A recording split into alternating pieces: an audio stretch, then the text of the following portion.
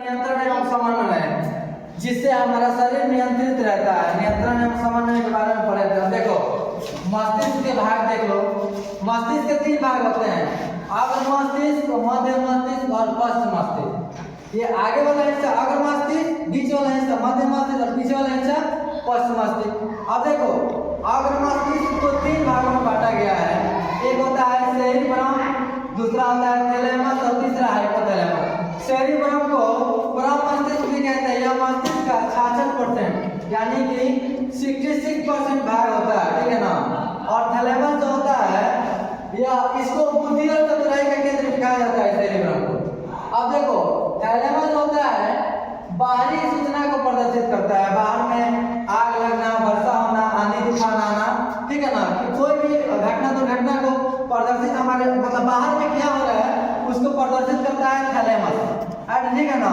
और हाइपोथैलेमस होता है यह आंतरिक सूचना को प्रदर्शित करता है, हमारे अंदर क्या हो रहा है, ठीक है ना। हमारे अंदर भूख लगना, प्यास लगना, नींद आना, है ना, दिल टूटना, धोखा मिलना, ये सब क्या है, यह अंदर की सूचना को बताता है, ठीक है। और लड़कों लोगों में देखना, पुरुषों में यह अधिक सक्रिय होता है। कौन? हाइपोथैलेमस। कारण यह है कि लड़के लोग तो बाहर लोग पढ़ते हैं ना, तो प्याज और लहसुन का सेवन ज्यादा करते हैं। अब देखना मान लो कि कोनो लड़की जा रही है, एक तरह से उन लोगों का एक्टिव रहता है, ठीक है ना।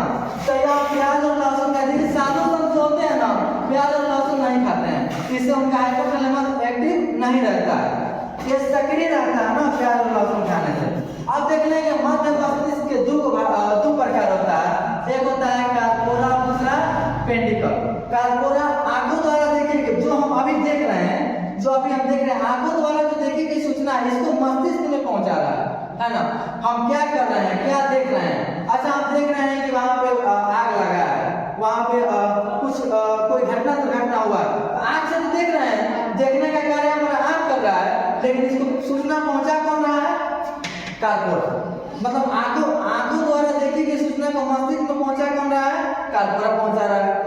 अब देखिए इसमें एक और चीज होता है कि बुढ़ापे में यह कार्य नहीं करता है। कार्पोरा बुढ़ापे में कार्य करना बंद हो जाता है, जिसके कारण क्या होता है कि बूढ़े लोग जो होते हैं ना कोई भी चीज को भूल जाते हैं बड़ी जल्दी, ठीक है। देखो ना देखो, ठीक है, बुढ़ापा में यह कार्य करना बंद कर देता है। अब देखो एक होता है हमारा पेंडिकल। पेंडिकल इसको सेरिब्रल कहते हैं। यह मस्तिष्क और स्पाइनल कॉर्ड के बीच संबंध बनाता है, जो स्पाइनल कॉर्ड तुम लोगों को पढ़ाए थे, ठीक है।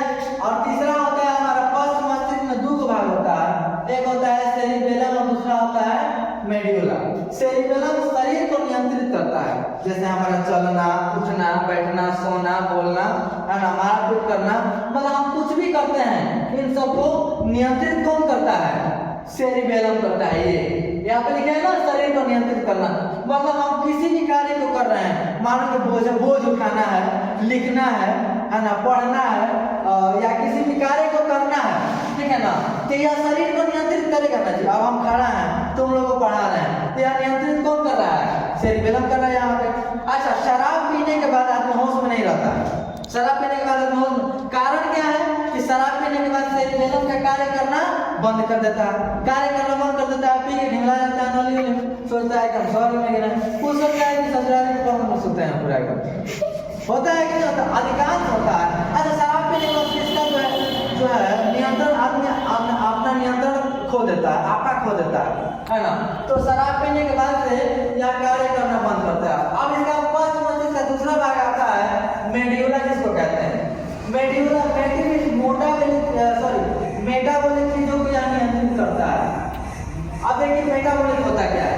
शरीर में होने वाले रासायनिक अभिक्रिया, शरीर में होने वाले रासायनिक क्रिया को हम मेटाबॉलिक, जैसे भोजन का पचना, भोजन का पचना क्या है? रासायनिक अभिक्रिया है, जिससे हमें ऊर्जा प्राप्त होता है, पता है ना। जब हम क्या जैव प्रकरण पढ़ा रहे थे लाइफ प्रोसेस के बारे में, तो बता रहे थे ना कि पोषण, श्वसन, वहन और उत्सर्जन, है ना। जो हम पोषण जो भोजन के रूप में लेते हैं उसको हम पोषण कहते हैं। एक होता है श्वसन, है ना, जो हमारे शरीर के पाचन क्रिया में सहायक होता है और शरीर जिससे हमें ऊर्जा प्राप्त होती है। और एक होता है श्वसन जो वहन जो होता है, जो रासायनिक मेटाबॉलिक के द्वारा हो रही है। अच्छा देखिए मेटाबॉलिक के दो भाग हैं, अब यहाँ पे देख लीजिए।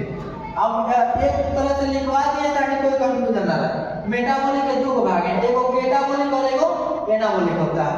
केटाबॉलिक और एनाबॉलिक। अब देखिए यहाँ तक यह समाप्त हुआ। अब देखिए मानव मस्तिष्क में कोशिका विभाजन नहीं होता है। एक बात आपको जान लीजिएगा कि मानव शरीर में कोशिका विभाजन होता है। कारण क्या है? इसमें सेंट्रोसोम नामक हार्मोन बनता है, इसीलिए कोशिका विभाजन होता है। कोशिका विभाजन का मतलब कि हमारे टूटे फूटे शरीर में मतलब जो भी होता है टूट फूट जाना या शरीर में कोई मतलब शरीर में कोई प्रकार की बीमारी या नुकसान है, घटना दुर्घटना में गिर जाना, तो यह सब इसको कवर करता है, रिकवर करता है। तो कौन करता है? देखो जहाँ सेंट्रोसोम नामक जो हार्मोन है ना, यह सबको रिकवर करता है और यही चीज मस्तिष्क में नहीं होता है। तो इसलिए पुलिस क्या कहता है, जब भी निकलिए घर से हेलमेट लगा करके निकलिए, है ना, सुरक्षित रहिए, स्वस्थ रहिए, स्वस्थ रहिए और सुरक्षित रहिए। तो यह कारण क्या है कि देखिए हाथ पैर टूटेगा, है ना, सब जुड़ जाएगा, मतलब सारी चीजों का इलाज होगा सिवाय इसके। अरे अगर हाथ पैर टूटेगा, ज्यादा प्रॉब्लम होगा, उसको रड डाल दिया जाएगा, रड के माध्यम से तो सही किया जाएगा ना। लेकिन जहाँ तक बात आती है मस्तिष्क की, तो मस्तिष्क में कोशिका विभाजन नहीं होता है। कारण लिखती है, देखिए कारण क्या है कि इसमें सेंट्रोसोम नामक हार्मोन नहीं बनता। यह एक ऐसा हार्मोन है जिसके बनने से शरीर में कोशिका विभाजन होता है और हमारा शरीर रिकवर होता है दोबारा, मतलब उसी अवस्था में, मतलब एक प्राकृतिक अवस्था में तो नहीं हो पाता है, लेकिन दोबारा मतलब उस तरह से हम उसको देख पाते हैं। कटने की बात नहीं है, टूटने की बात है। यहाँ से कट गया तो उसकी बात थोड़ी ना कह रहा है। अब ट्रेन पर कूद के बहुत लोग चढ़ते हैं, उसी में चल जाते हैं भीतर, तो उसकी बात थोड़ी ना कर रहा है। अब देखिए सबसे अधिक सेंट्रोसोम नामक जो हार्मोन बनता है ना, वो यकृत में बनता है, जिसको हम लोग जिगर कहते हैं, सबसे अधिक बनता है।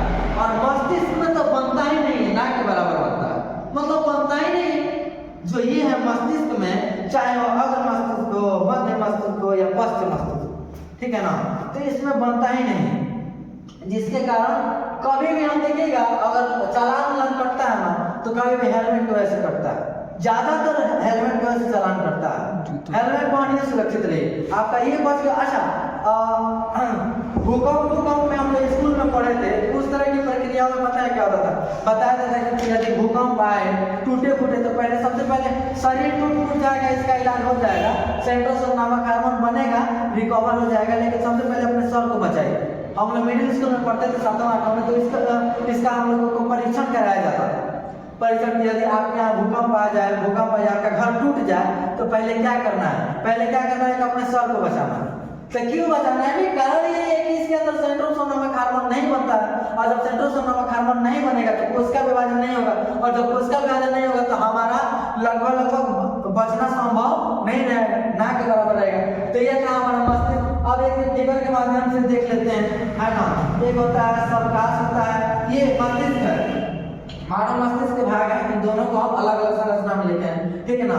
उसके बाद से गाइरस है या पूरा मस्तिष्क है, ये वाला सेरिब्रम को बुद्धि और चतुराई का केंद्र कहा जाता है। बहुत चालाक होता है, किसको हम फंसाने के लिए सोच रहे हैं, पहले ही सोच लेगा कहीं फंसाएगा।